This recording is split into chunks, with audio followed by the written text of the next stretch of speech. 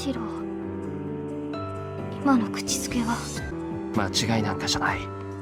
何度だって言うぞ。セイバーが好きで。一生お前を話しましたい。話さないでオカメ。二度と私のことを話したりなんてしないで。世界はしたくない。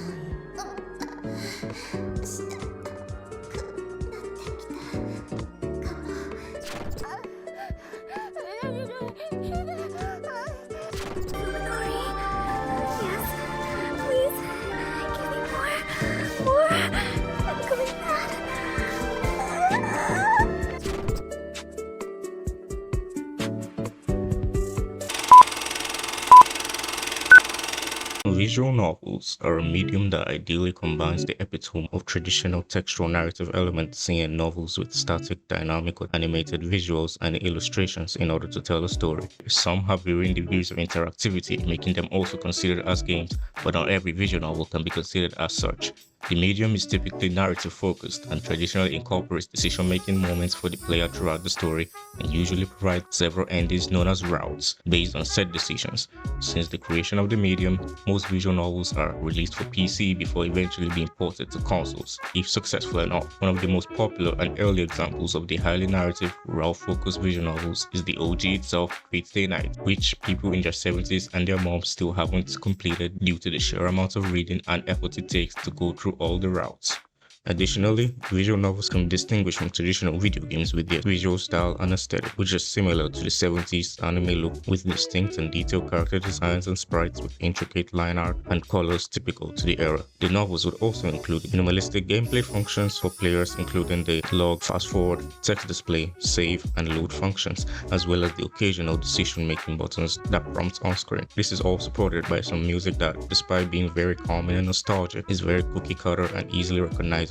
Lastly, visual novels also rarely have fully animated cutscenes and are incredibly limited when they do, unless of course you're Overflow, the insane developer that created the monstrosity that is the school days visual novel. Of course, this isn't to say that all visual novels are limited to these categories, as there are a lot more differences than you'd think. But before we get into all that, let's take a quick look at the history of the medium.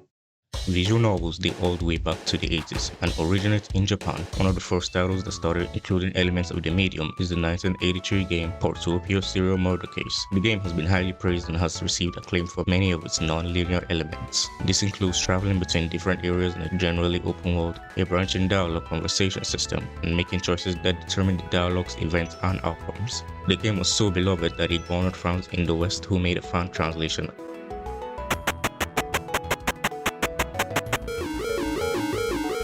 Another game that contributed to the kickstarting of the medium was the 1996 novel, Yuno, A Girl Who Chants Love at the Boundary of This World, which was developed by Hiroyuki Kano and the famous VN developer Elf. The game was praised for its sci-fi narrative with non-linear storytelling, through branching routes themed around its parallel universes. The branching timeline system was highly influential for visual novels to become more elaborate and have a more fantastic range of narrative arcs without requiring the player to replay the game repeatedly. Now, the medium has sort of drastically evolved since then, with developers and creators branching out to create more narrative and mechanically ambitious novels. However, there is one aspect that the medium just can't seem to shake off in the community, and that is the notion that visual novels primarily consist of sexual content and exudes incel energy.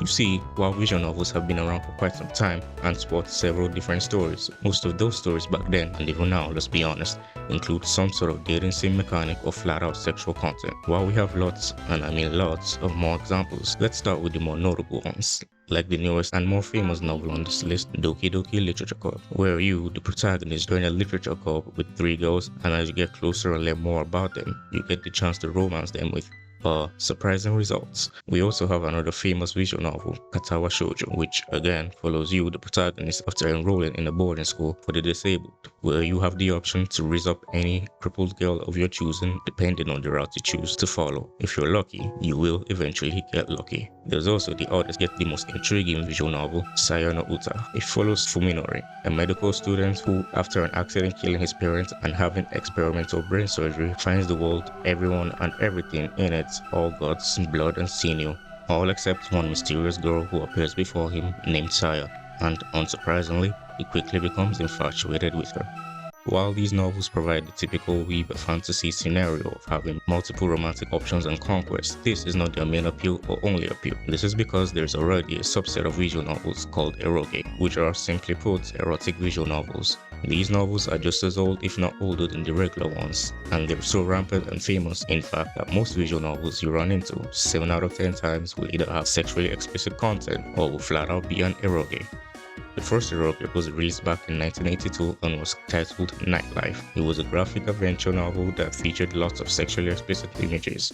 It's also worth noting that other now famous companies such as Square Enix also produced similar erotic games in the early 1980s before they eventually became famous for their role-playing video games. Eroge these days pretty much follow the same structure with not much innovation, except for those that include actual gameplay. The most popular standard eroge include novels like Bible Black, where you play as Taki Minase, a teenager who discovers the Bible granting him powers that lets him live out his wildest sexual fantasies, but then he also gets mixed up with a weird sex cult in the process. We also can't forget the Ran series, which is by far one of the most successful eroge series and is the longest running eroge series to date. The series follows the titular, morally questionable character Rance and his adventures fighting wars, defeating demons, saving kingdoms, and fucking lots of women. There's also the notable subgenre called Nukige, in which sexual gratification of the player is the main focus of the game, and usually includes the most fucked up and degenerate sexual depictions. A prime example of a game like this is the all too infamous eroge, Euphoria. This one follows Takatao Keisuke,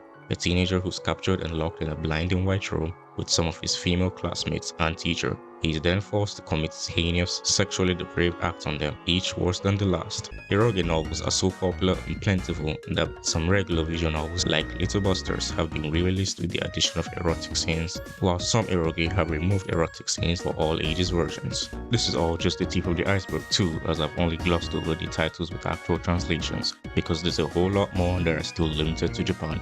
So yeah, there's a surprising amount of eroge and sexual visual novels out there, so you can't be surprised by the assumption that it's all just sex games. However, now in the modern day, that really isn't the case anymore. As I mentioned earlier, pure visual novels typically have minimal levels of interactivity for the player.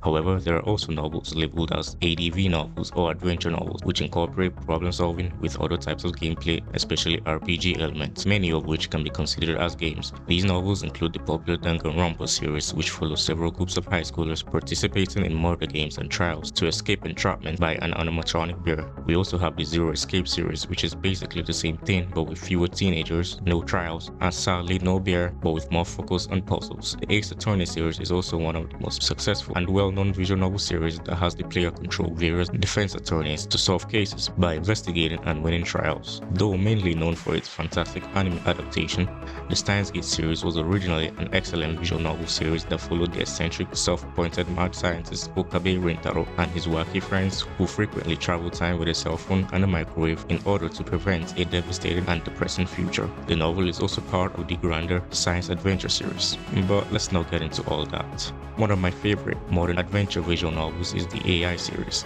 This hilarious sci-fi visual novel hybrid game follows Special Agent Date Kaname and other members of the Abyss secret police force that investigate and solve strings of bizarre yet intricate murders with the help of their zany and talkative AI partners. You know, I'm just now realizing that a lot of these novels have to do with murders. Another noteworthy and surprisingly highly respectable genre for visual novels is the horror genre, which sports several great titles and series, which includes its novel Milk Inside of a Bag of Milk Inside of a Bag of Milk, and its sequel Milk Outside of a Bag of Milk Outside of a Bag of Milk. This oddly titled series is about a girl and her everyday life dealing with psychological issues, which all starts with you having to buy her a bag of milk.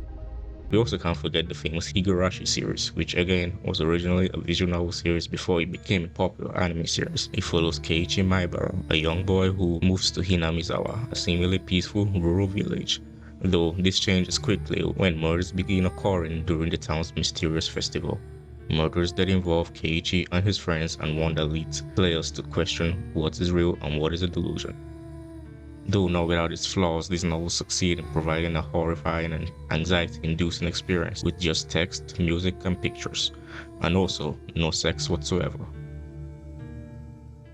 The last subgenre that I'd like to highlight is the Nakige and Utsuge genres, also known as the crying game and depressing game series, which aim to evoke an emotional response from players. A popular example of this genre is the emotional classic that is Clannad, which, while romance-focused, doesn't have any sexual content and is only focused on telling a touching story. In fact, I'd go as far as to say that even a typical visual novel that includes romance and erotica may have more to it than you may think. Take the examples I provided earlier on in this video. Doki Doki Literature Club is a game that follows you, the protagonist, who joins a literature club with 3 girls. As you get closer and learn more about them, you get the chance to romance them with, well, terrifying, depressing, and outright insane and unnerving results, depending on which girl you try to get closer to and which ending you get. While the game advertises itself as a wholesome romance visual novel, it is far from that, as players encounter themes including depression, obsessiveness, and suicide, and the story that results from it is nothing if not memorable. Saya no Uta may be a weird, uncomfortable visual novel with many questionable elements, but the novel still provides a unique story not seen in any visual novel to date, one that unravels the messed up psychological state of the protagonist, and one that showcases far more depth than just romancing a lolly.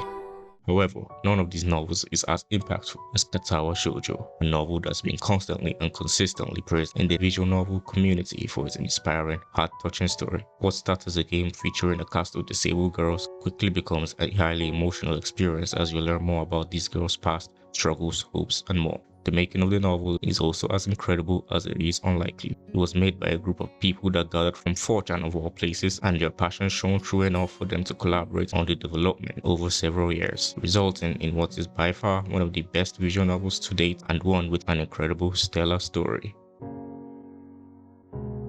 So yeah, visual novels are incredible actually, and not all of them are for sex-crazed degenerates. The medium has also dramatically evolved since its humble beginnings and is constantly expanding and providing a unique experience, but sadly it's still underappreciated in the larger gaming community.